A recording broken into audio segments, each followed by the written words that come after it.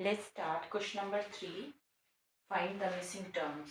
So first part है 2, then second is missing term, third is a, third term is 26. So from here we can see first term 2 है, second term missing है which we have to calculate.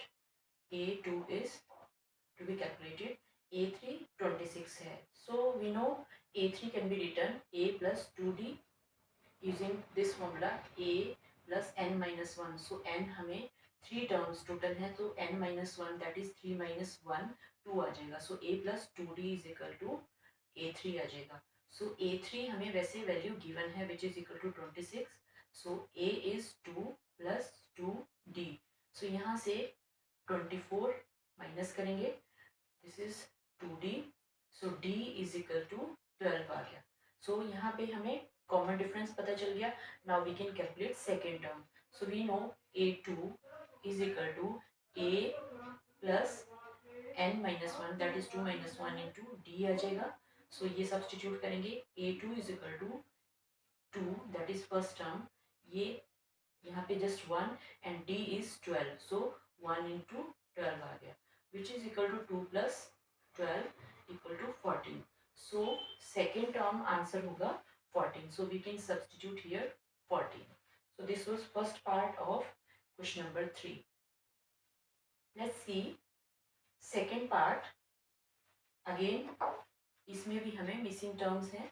So in this part first term is missing, second term is 13, third is again missing term, and fourth term is equal to 3. So again यहाँ पे ये missing term है, this third term is missing. So हमें यहाँ पे पहले check करना है नंबर ऑफ टर्म्स. यहाँ पे n इज इक्वल टू 4 है, 1 2 3 and 4. Second term that is a plus d. Second term को हम ऐसे लिख सकते हैं और I can write it a2 is equal to a plus d which is equal to 13. Third missing and fourth a4 which is equal to a plus 3d is equal to 3 है. सो इन दोनों equations को हम simultaneously solve करेंगे. सो अगर इन दोनों equations को हम subtract कर देते हैं, so this is equal to a plus d is equal to 13, a plus 3d is equal to 3. So subtract करेंगे, this is 1 and this is equation 2. Subtract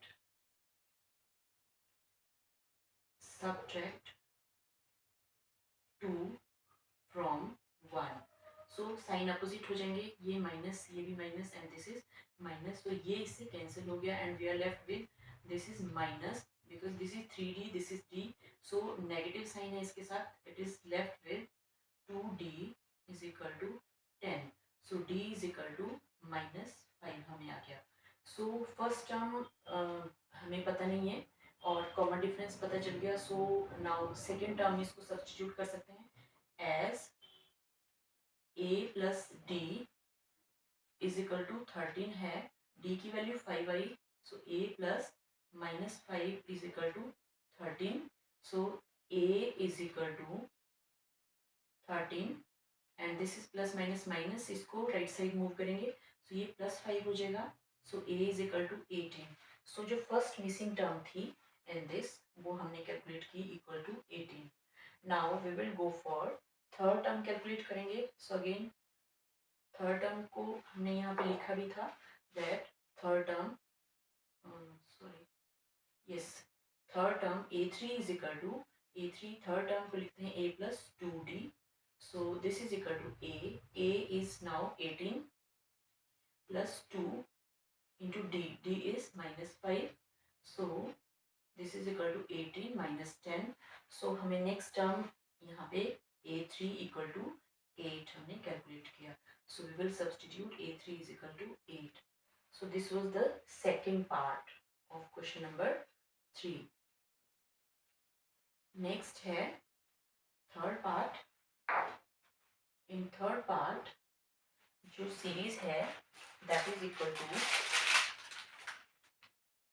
first term है 5, second is missing term, third term is also missing term, fourth है 9 1/2।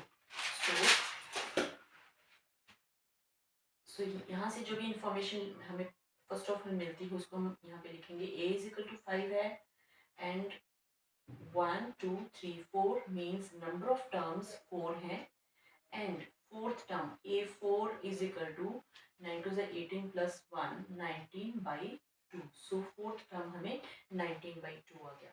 सो from here we can write first a4 होता है a plus 3d।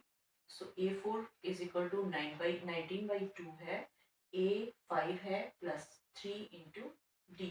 सो ये हम इसको 19/2 minus 5 calculate करेंगे, 3d के equal आ गया ये 19, 5 to 10 and upon 2 is equal to 3d।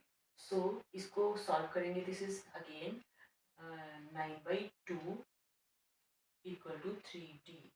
So यहाँ से इसको हम कैलकुलेट कर सकते हैं that d is equal to 9/2 into 1/3। So ये कैंसिल हो जाएगा, we are left with d equal to 3/2। So we have calculated that our common difference is equal to 3/2 है। फर्स्ट टर्म हमें a गिवन है, so now we can calculate second term that is a2 because ये हमें पूछी है यहाँ पे second term and third term. So a2 is equal to a plus d। So a is 5 from here, d is 3/2।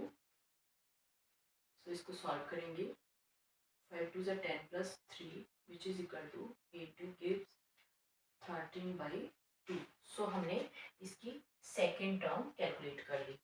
Similarly we can go for third term. So as we know third term को हम लिखते हैं a plus 2d। Third term that is this one, a3 is equal to a plus 2d। so a is 5 plus 2 into d। d हमने अभी calculate किया था, it was equal to 3/2। so 5 plus 3 to the 6/2, this is after LCM this becomes 10 plus 6 which is equal to 16/2। a3 is equal to 8। so next term हमने calculate किया equal to 8। so this is third part of question 3। next है fourth part। fourth part में हमें first term given है -4, fourth term -4 है, then we are given this is sixth term। sixth term it means ये missing है second, third, fourth, fifth and we are given sixth term which is equal to 6। this is equal to 6। so it means all these terms we will calculate। so it's very easy, इसमें कुछ मुश्किल नहीं है। First term a is equal to -4 है and देखो यहाँ पे हम चेक करेंगे कि नंबर ऑफ टर्म्स कितनी है, that is 1 2 3 4 5 6, that is n is equal to 6 है and six term a6 is equal to 6, n is equal to 6, sixth term is also equal to 6 है। so as we know a6 can be written as a plus 5d 5d। so a6 की value given है equal to 6 which is equal to a is -4 plus 5 into d। हम calculate करेंगे, move करेंगे, this is +4 on left hand side, so ये आपके पास 10 आ जाएगा after calculation. This is equal to 5d which implies d is equal to 10/5 equal to 2। So d की value हमने कैलकुलेट की equal to 2। So when we know first term and common difference, सारी terms को हम फिर बहुत easily calculate कर सकते हैं। d इज इक्वल टू हमने 2 कैलकुलेट किया, so we can write now that d is equal to 2। So second term a2 is equal to a plus d आ जाएगा। a इज -4 and a is -4, d is equal to 2, so this is equal to -2। so this is the second term। similarly third term calculate करेंगे, third term is a plus 2d which is equal to a is -4 plus 2 into d that is 2, again this is equal to -4 plus 4 equal to 0, a4 which is equal to a plus 3d.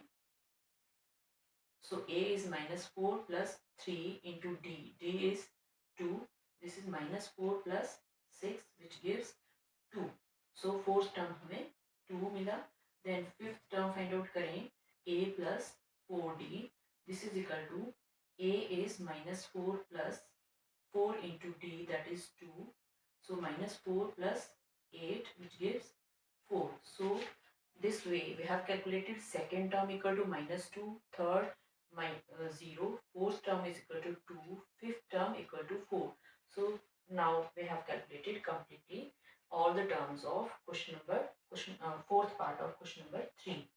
So next here, fifth part for question number 3. This is equal to first term